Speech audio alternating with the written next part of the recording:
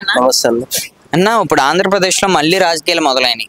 నారా లోకేష్ గారు deputy CM అవ్వచ్చు అంటే, డిప్యూటీ సీఎం ఒకవేళ అవుతే పవన్ కళ్యాణ్ గారు పర్మిషన్ కావాలన్నది పెద్ద డౌట్ అయిపోయింది ఇప్పుడు. మరి దీని గురించి ఏమంటారు మీరు? 100% పవన్ కళ్యాణ్ అన్న దగ్గర పర్మిషన్ తీసుకొని డిప్యూటీ సీఎం అంటే ఇప్పుడు పవన్ కళ్యాణ్ అన్నని డిప్యూటీ సీఎం చేయమని చంద్రబాబు నాయుడు గారిని ఎవరిని అడగలేదు. పవన్ కళ్యాణ్ అన్నని వాళ్ళే చేసిండ్రు. ఈ రోజు మళ్ళీ పవన్ కళ్యాణ్ అన్నని తీసేసి డిప్యూటీ సీఎంగా తీయరు. గతంలో డిప్యూటీ సీఎంస్ 5 ఉన్నారు వైసీపీ ప్రభుత్వంలో. కానీ ఇప్పుడు మళ్ళీ మరో వ్యక్తి కూడా డిప్యూటీ సీఎం అవుతే సేమ్ సేమ్ ఉంటుంది అనమాట. అంటే వాళ్ళు కూడా ఒక మంత్రి శాఖకి సంబంధించినట్టే ఉంటుంది. మరి ఇలా చేయడం కరెక్టేనా అనొచ్చు.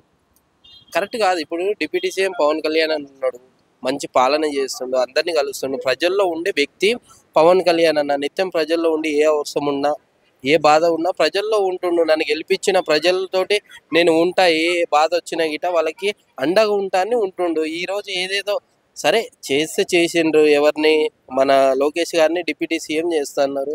సరే చేస్తే చేయండి. నెక్స్ట్ ఎన్నికల్లో సీఎం ఎవరంటే పవన్ కళ్యాణ్ అన్న. సో మేము అనుకుంటున్నది పవన్ కళ్యాణ్ అన్న నెక్స్ట్ సీఎం.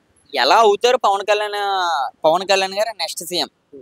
ఫస్ట్ పాయింట్ ఏంటంటే, ఒకవేళ నారా చంద్రబాబు గారు ఒకవేళ రిటైర్ అయితే ఆ సీఎం సీట్ అన్నది డైరెక్ట్ పవన్ కళ్యాణ్ గారికి అయితే ఇవ్వలేరు. ఎందుకంటే నారా లోకేష్ గారు ఉన్నారు, అలాగే అచ్చెన్నాయుడు గారు ఉన్నారు, అలా చాలా మంది ప్రముఖులు అయితే ఉన్నారు. మరి ఎలా ఇస్తారన్నది మీ నమ్మకం? ఇప్పుడు ఒకటి ప్రజలకు ఏం కావాలో అది చేయాలి. ప్రజల్లో నిత్యం ప్రజల్లో ఉంటుండు. ఎక్కడో అసలు మారుమూల గ్రామంలో వెళ్ళి ఆయన నడుచుకుంటూ వెళ్ళి ప్రజలను గుర్తిస్తున్నాడు. సో ప్రజల్లో ఉండే వ్యక్తి ఎప్పుడు ఏ బాధ వచ్చినా వాళ్ళకి ఏం పథకాలు కావాలి, ఏం బాధ ఉందని తెలుసుకుంటుండు. నెక్స్ట్ సీఎం పవన్ కళ్యాణ్ అని అయితే ఈ రాష్ట్రానికి అందరికీ పేద ప్రజలకి అండగా ఉంటాడు, మంచి చేస్తాడు అనే ఒపీనియన్ మాది. ప్రజల్లో ఉన్న ఒపీనియన్ అయితే ఇది. మరి పవన్ కళ్యాణ్ గారు ఒకవేళ సీఎం అవుతే మరి నారా లోకేష్ గారి పరిస్థితి ఏంటి? లోకేష్ గారు ఇంకా డిప్యూటీ సీఎంగా ఉండొచ్చు, లేకపోతే వేరే పదవి ఏదైనా ఇస్తారు. సో చంద్రబాబు నాయుడు గారు ఏమనుకుంటున్నారంటే నా కొడుకుని సీఎం చేయాలని అనుకుంటున్నాడు. సో అది కనపడుతుంది. అంటే డిప్యూటీ సీఎం చేసి తర్వాత సీఎం చేయాలి చంద్రబాబు నాయుడు గారు. నా కొడుకుని సీఎం చేస్తే నేను కల్లారా చూస్తా ఎలా పరిపాలిస్తాడు ఏందనేది చంద్రబాబు నాయుడు గారు అనుకున్నారు. బయటికి చెప్పట్లేరు, కానీ నెక్స్ట్ సీఎంని లోకేష్ గారిని చేయాలని చంద్రబాబు నాయుడు గారు నిర్ణయించుకున్నారు. అది బయటికి చెప్పట్లేరు, లోన ఉంది కానీ బయటికి చెప్పట్లేరు. కానీ ఎట్టి పరిస్థితిలో పవన్ కళ్యాణ్ అన్న నెక్స్ట్ సీఎం, అది రాసి పెట్టుకోండి. మరి ఇలా కూటమిలతో కలిసి ఉంటే పవన్ కళ్యాణ్ గారికి నెక్స్ట్ సీఎం అయ్యే అవకాశం ఉందా? లేకపోతే బీజేపీతో కలిసి టీడీపీ వేరు, బీజేపీ జనసేన ఒకటి, ఇలా పోటీ చేస్తే పవన్ కళ్యాణ్ గారు సీఎం అయ్యే అవకాశం? 100%. ఎందుకంటే మోడీ గారితో చాలా క్లోజ్గా ఉంటుండ్రు వీళ్ళు.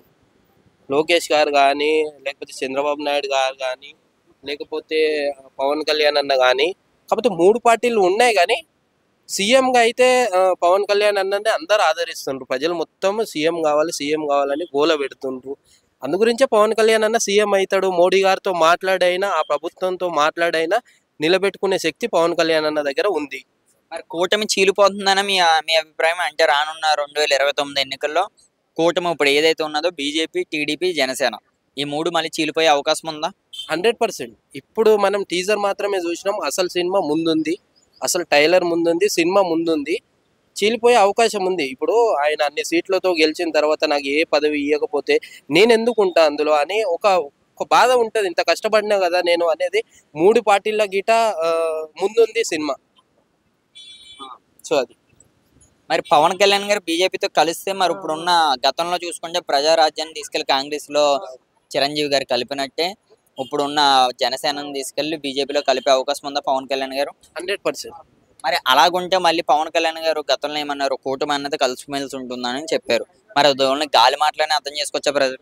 గాలి మాటలు అని కాదు, కాకపోతే ఈ రాష్ట్రానికి మంచి చేయాలనేది కాబట్టి అందు గురించే మేము ఆ పార్టీతో కలిసి పనిచేసి గెలవడం జరుగుతుంది. అంటే కూటమి అంటే మేము పనిచేస్తున్నాం, ఒక కూటమితోటి పనిచేస్తున్నాం కాబట్టి విడిపోయే అవకాశాలు ఉంటాయి. ఎందుకంటే 3 పార్టీలు అంటే మామూలు విషయం కాదు. ఇప్పుడు నాకు ఏదో పదవి ఇస్తేనే నేను పనిచేస్తాను. ఇన్ని రోజులు పార్టీలో కష్టపడి సేవ చేసి ఇంత చేసినా కదా, నాకు ఏ పదవి ఇవ్వకపోతే నేను ఎందుకుంటా ఆ పార్టీలో అనేది చీలే అవకాశం ఉంది. ఈ పార్టీలు విడిపోయే అవకాశం ఉంది, కనిపిస్తుంది ఇప్పటికే.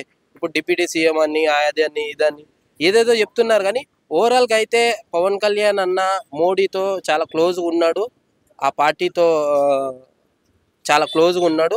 రాబోయే ఎన్నికల్లో వాళ్ళతో కలిసి పనిచేసి ముఖ్యమంత్రి అవుతాడనే అవకాశం ఉంది.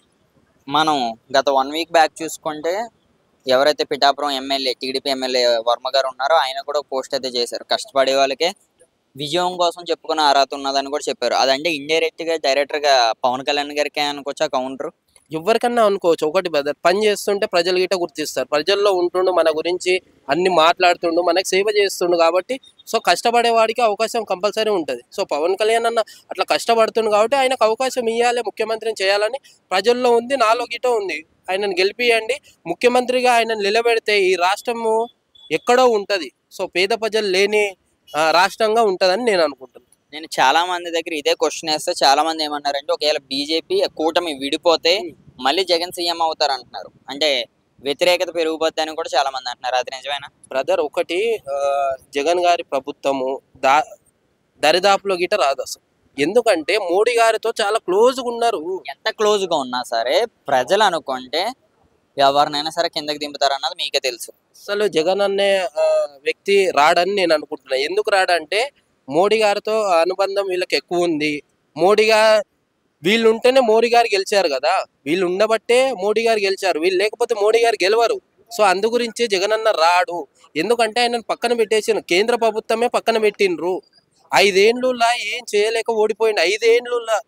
5 సంవత్సరాలులా నువ్వు ఏం చేయలేదు, అందు గురించే ప్రజలు ఓడగొట్టారు. సో దరిదాపులా రారని మొన్న అసెంబ్లీలో గిట నువ్వు వచ్చి ఎన్ని నిమిషాలు ఉన్నావు, గొడవ చేసి వెళ్ళిపోయావు. ఏదో హాజరు వేసుకోవడానికి వచ్చి నన్ను ఇట్లా నన్ను గుర్తిస్తారో, అసలు ప్రతిపక్ష హోదా గిట మాట్లాడే అంత హోదా గిట లేకుండా ఈరోజు ప్రజలు అక్కడ బయట నిలబెట్టిండ్రే, అది తెలుస్తలేదు అన్నకి.